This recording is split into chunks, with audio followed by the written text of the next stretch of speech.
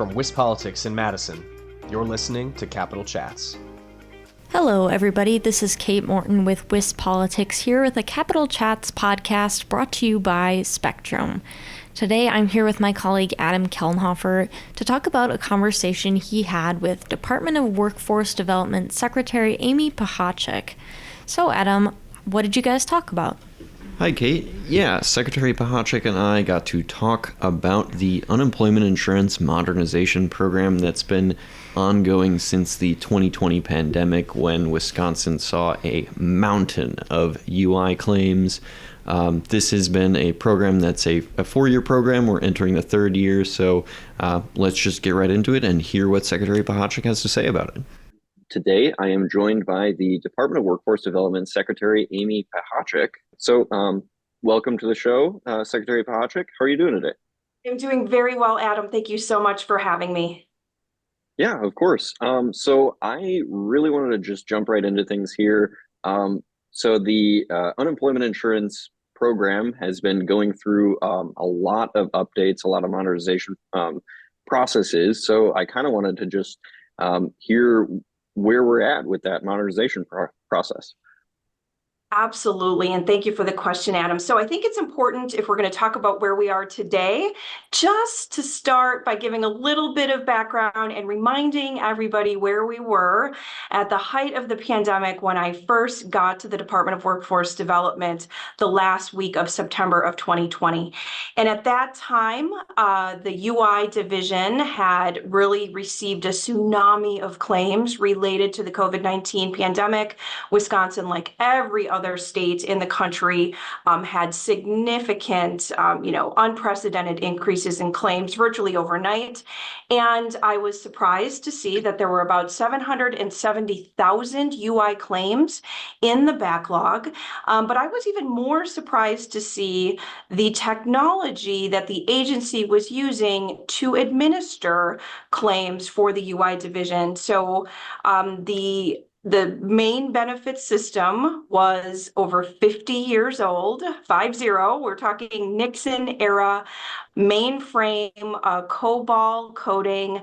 It's literally the black screen with the green blinky cursor where you have to press like the F keys to navigate. And at that time, individuals in the state of Wisconsin who needed to send verification documents to the agency had two choices, Adam. You could either mail your documents with a stamp, or you could fax them. And I was truly just dumbfounded. It was wild.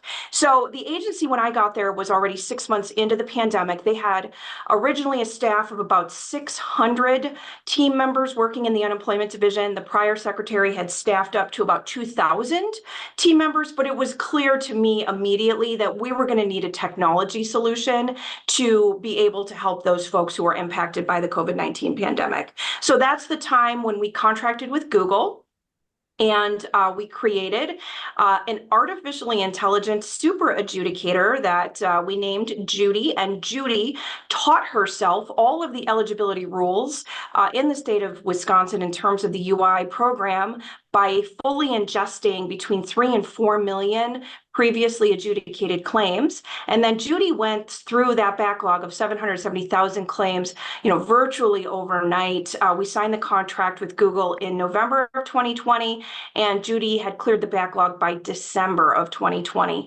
And, Judy would tell us who she thought was eligible, and we would pay those folks. And then Judy would tell us who she thought did not meet the eligibility requirements. And then that group of claims we sent to the 2,000 people to work one-on-one with the individuals impacted and do a full investigation. So it was really the first of its kind public-private partnership using AI in the nation, and we have really received global recognition for the success of that project, which has been audited and reviewed numerous times and has held up. So it's been really cool. But after that, we cleared the backlog. We got through that crisis. It was full speed ahead on the main system modernization. So again, we're dealing with this 50-year-old technology, and we needed to immediately start looking at increasing our functionality for customers here in Wisconsin. We started with the claim portal upgrade. So now folks can actually just go right online, and any documentations they need to send to the department, they can take a photo on their smartphone and just shoot it right over from their phone. They can upload documents on their laptop. They can still mail or fax if they want. Our goal is not to restrict ways to interact with the department, but simply to be as accessible as possible. Folks can also now do secure messaging with their claims handler. Before, they would have to call and schedule a time to speak with somebody if they had questions. There's now secure messaging, text alerts. We've done an entire plain language overhaul of the application to make it easier to understand. The application is also now available in multiple languages, as well as a virtual chatbot on our website and a virtual agent that is available to help folks in English, Spanish, and Hmong 24/7, 365. We've moved the call center to an omni-channel cloud call center to have better information accessibility. And really, we have gone, like I said, full speed ahead. And I'm proud to say, Adam, that we are now paying on average 87% of initial claims within 3 days or less. So we went from having that 6-7 month delay to really having an efficient and effective system. All that being said, Wow. the mainframe is what we need to completely get off of. And we are 2 years into that 4-year recoding project. We are taking the COBOL code on the mainframe, transitioning it into a modern code, and putting it in the cloud so that it is nimble, it is responsive, it is easy to update, and we never find ourselves 50 years behind in technology advancements. So we are right on track for that to be fully off the mainframe in the next 2 years. We're working with a Madison-based contractor for that. Their name is Flexion, and we still have Google at the table as a partner in terms of the cloud infrastructure and data security, and they're also helping us with fraud detection and our new employer portal, which we debuted yesterday, which has all of the same wonderful functionality that I just sort of reviewed that our claimants currently have. We'll have all of that for employers as well. All right, that makes perfect sense. So you mentioned when you started clearing this backlog, that was about 770,000 claims. We've cleared that backlog now. Say there is, unfortunately in the future, another pandemic like the COVID-19 pandemic where there was a mountain of UI claims. Is this new modernization, is this new system, is that going to be able to keep up with that kind of demand? So all of the inefficiencies that plagued the agency with that 50-year-old technology during the COVID-19 pandemic are the areas that we have really modernized. It's the claim portal upgrades with the document, uploads that now also has an AI component where the data is immediately pulled off of those documents and sent into the system instead of having to do manual data entry off paper, sitting in the basement of our offices here where people were just constantly doing manual data entry. I mean, it was, again, unbelievable. All of that's been automated now. The communication's been automated. Our application is easier to access and understand, so less people are getting tripped up, and we are more efficient. Again, we're paying 87% of claims within 3 days or less, and that I'll say that 13% are typically just going because we have maybe something that an employer says one thing and an employee says another thing, and we have to do a full investigation. But even those are being paid per the timeliness standards that the Department of Labor has placed upon all states. So we are better equipped now than ever before to, be able to very effectively and efficiently take a huge influx of claims if we see one, and we'll continue to work to get fully off that mainframe over the next 2 years. As I said, that's sort of the next big milestone so that we are no longer dependent in any way on COBOL mainframes. All right, got it. And then you said we're 2 years, we're into the second year of the 4-year modernization plan. Are we still on track to finish that process in the 4-year timeline? Yeah, so we're entering the third year now, and we Oh, are sorry. on track. We're within budget, but it's really important. This is sort of a new concept, and I've been trying to socialize this concept with everybody. It's a paradigm shift about how we look at modernization. And instead of looking at modernization the old way, like that we are going to contract with a vendor and maybe get a commercial off the shelf, application solution, and then wait 50 years until we're completely out of date again and then panic and then everybody goes to run and get a new software provider. We are looking at modernization, this is really important, as an ongoing annual effort. So will we be fully off the mainframe in 2 years? Yes, we are on track to meet that goal. But I will never say we are fully modern, because by the time this podcast is published, there's going to be another technological advancement out there. So I'm really ingraining this concept, and I'm trying to really make this something that sticks. I've talked to lots of other states who come looking to Wisconsin for advice on how to do modernization. And I have been very clear that you have to look at it every year to keep current, and it should be an ongoing process where you never spike the ball in the end zone and say, we're fully modern, and turn off the lights, lock the door, and revisit this again in a couple decades. So will we be off the mainframe in 2 years? Yes. Will we be continuing to modernize going forward every year after that? I hope so. As long as I'm here, that will be our perspective and our philosophy, so that we are always current and providing excellent customer service that is efficient and accessible and easy to navigate for the people of Wisconsin. All right, that makes perfect sense to me. So, there have been, since 2020, there have been quite a few audits authorized by the Joint Legislative Audit Committee. I believe we're on the ninth or 10th audit of the UI system right now.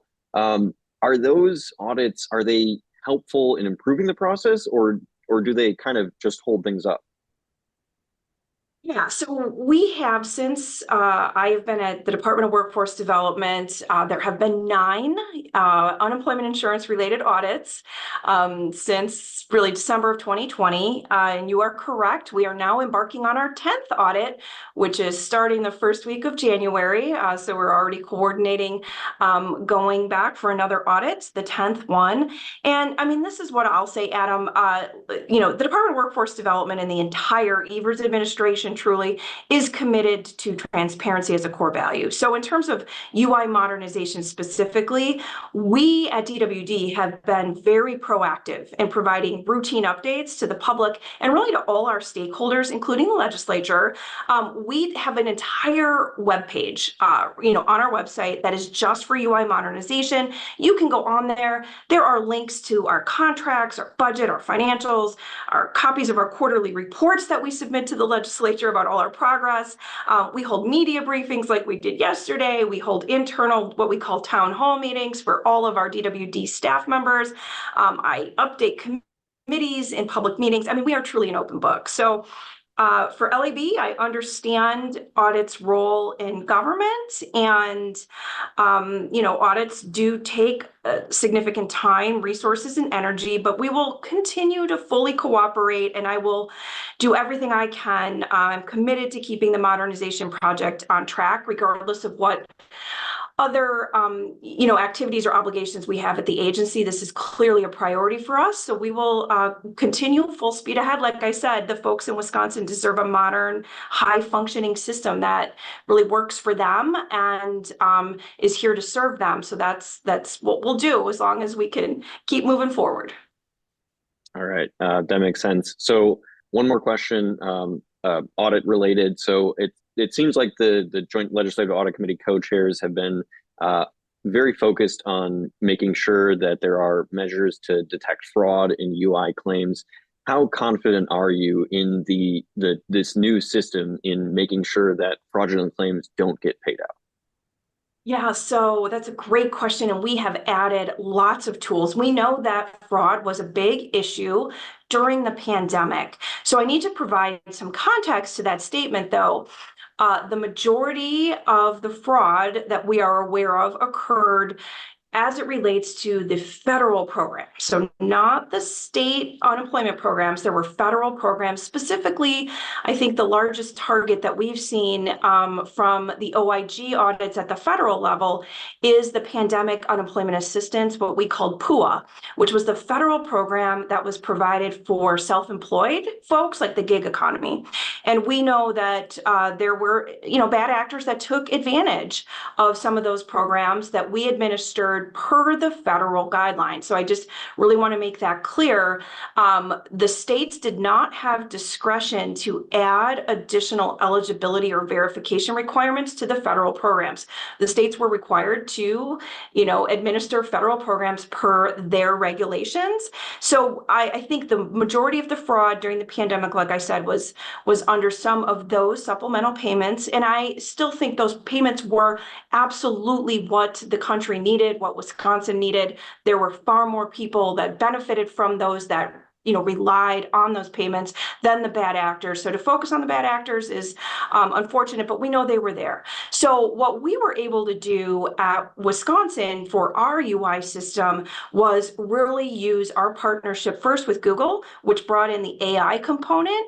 And we had some fraud screens developed during the pandemic that related to artificial intelligence and looking at predictive analytics. So some of the cool things that Google was able to help us with was looking at fraud in an aggregate. And I'm going to give you an example. So if an individual filed a fake claim and used the name John Doe and John Doe at such and such email address and had a physical address and then had a bank account number, and then somebody else filed a claim as Jane Smith and had a different address and a different email address and then had the same bank account number, those things on their own would not typically raise a red flag in terms of our fraud detection. But when we were using advanced analytics, you could start to pick up, it would be very unusual for two people unrelated at two different addresses to share a bank account. And so those were some of the things we were able to pick up on, including international IP addresses. So if somebody was filing a claim from China, it would immediately flag it. And then we would send it to our fraud unit. So we were able to use AI. We were able to use tools like identity verification through LexisNexis.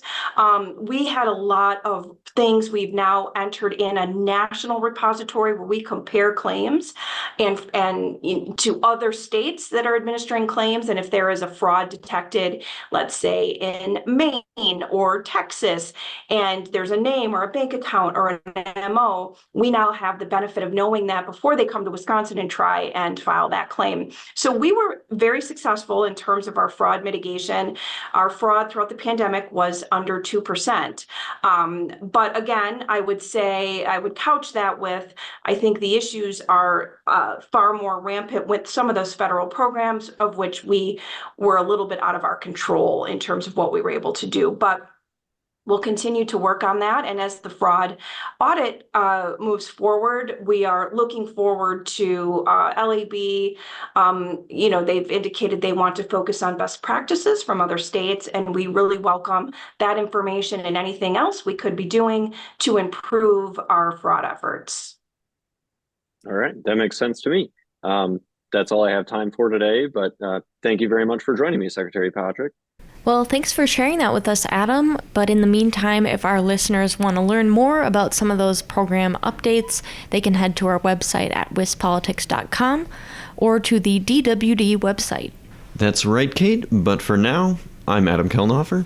I'm Kate Morton. Thanks for tuning in to WisPolitics Capital Chats, brought to you by Spectrum.